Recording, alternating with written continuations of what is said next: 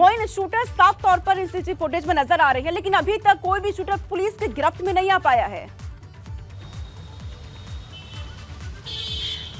देखिए, बिल्कुल निश्चित तौर पर कहा जा सकता है कि कई शूटर इस वारदात में शामिल थे। 5 शूटरों पर 5-5 लाख रुपए का इनाम घोषित किया गया है। इनमें माफिया अतीक अहमद का बेटा असद अहमद भी है। और ये जो सबसे ताज़ा सीसीटीवी फुटेज हम दिखा रहे हैं, एबीपी गंगा के पास एक्सक्लूसिव तौर पर है, उसमें जो उमेश पाल से जूझता हुआ नजर आ रहा है। उमेश पाल को गोली लगी है, उसके बावजूद उन्हें फिर से सिर में सटाकर गोली मारने की कोशिश कर रहा है जो शूटर। दावा यह किया जा रहा है कि ये माफिया अतीक अहमद का बेटा असद अहमद ही है। तो 5 शूटरों पर 5-5 लाख रुपए का इनाम घोषित किया गया है।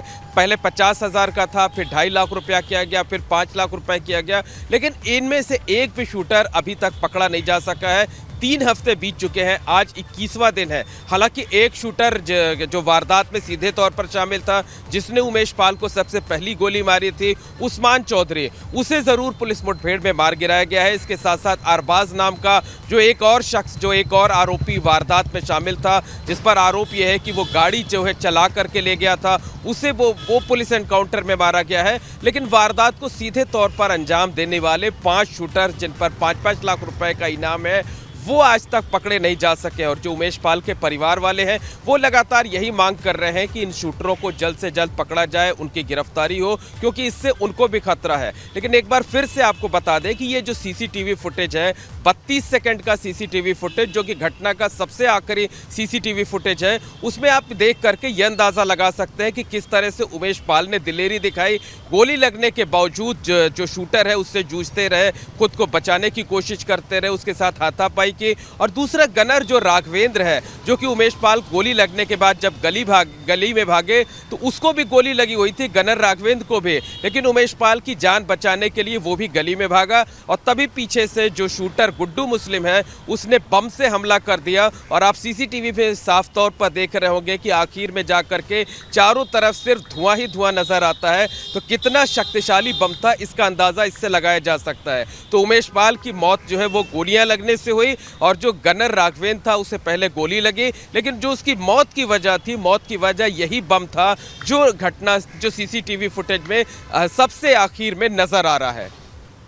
बिल्कुल। और ये तस्वीरें लगातार हम दिखा भी रहे हैं मोइन की, किस तरीके से उस वक्त क्या कुछ हुआ जब उमेश पाल ने खुद को बचाने की कोशिश की। पहले गोली लगती है उमेश पाल को और जमीन पर वो वहीं पर गिर जाते हैं, लेकिन उसके बावजूद वो उठते हैं। खुद को बचाने की पूरी कोशिश उनकी तरफ से की गई, वहां से भागे, अपने घर की तरफ भाग रहे थे, लेकिन वहां पर मौजूद शूटर्स ने, गनर ने उनको आखिरकार मौत के घाट उतार दिया। बम से हमला कर दिया गया और वो बम से हमले की तस्वीर भी यहाँ पर कैद हो चुकी है। वहां लगे सीसीटीवी कैमरों में ये 32 सेकंड का वीडियो साफ तौर पर जाहिर कर रहा है कि उमेश पाल को मारने की पूरी प्लानिंग थी, बचने की कोई गुंजाइश शूटर की तरफ से नहीं छोड़ी गई।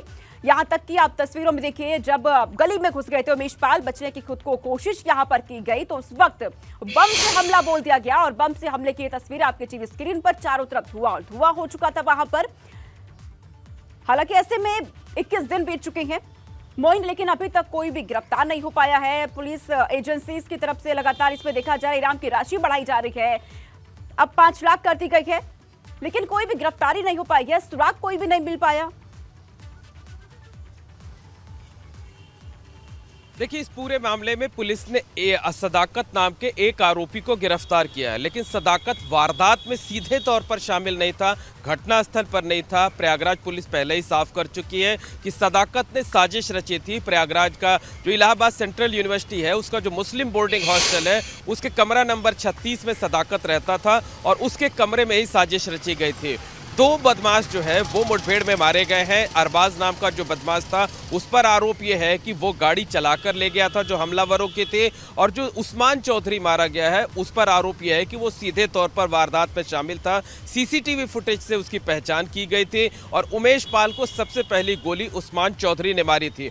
वही गोली लगने के बाद उमेश पाल गली में भागे थे। ये जो आज एबीपी गंगा अपने दर्शकों को ये एक्सक्लूसिव सीसीटीवी फुटेज दिखा रहा है, वारदात का सबसे आखिरी सबसे ताज़ा जो है वो सीसीटीवी फुटेज है वो दिखा रहा है। तो जब उस्मान चौधरी ने गोली मारी, उस गोली लगने के बाद उमेश पाल जान बचाने के लिए अपने घर की गली में भागते हैं।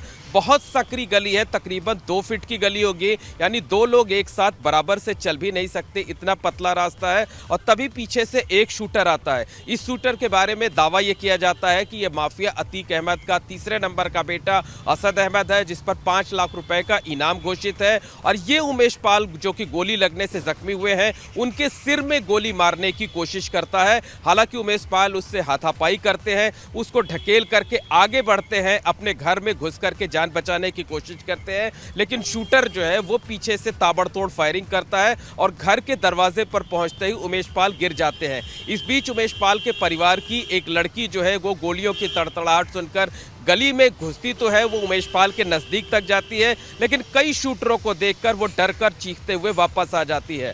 जो गनर राघवेंद्र है, जो कि जिसके पहले गोली लग गई थी, उमेश पाल के साथ साथ उसे भी गोली मारी गई थी, वो उमेश पाल की जान बचाने के लिए गली में भागता है। गोली लगने के बावजूद किस तरह से, कितनी मुस्तैदी के साथ गनर राघवेंद्र भागते हुए गली में नजर आ रहे हैं, ये देखा जा सकता है। लेकिन तभी पीछे से गुड्डू मुस्लिम आता है और वो गनर राघवेंद्र को टारगेट करके बम फेंकता है।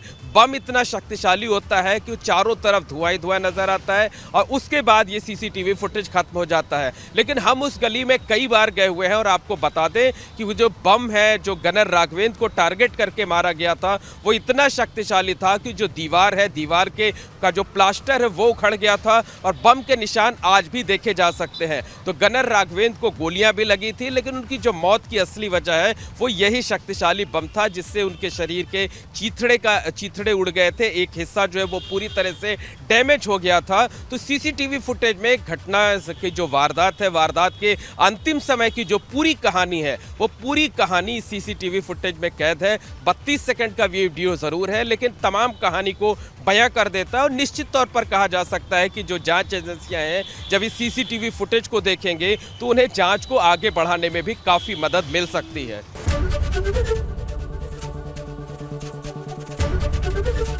एबीपी गंगा, खबर आपकी, जुबान आपकी।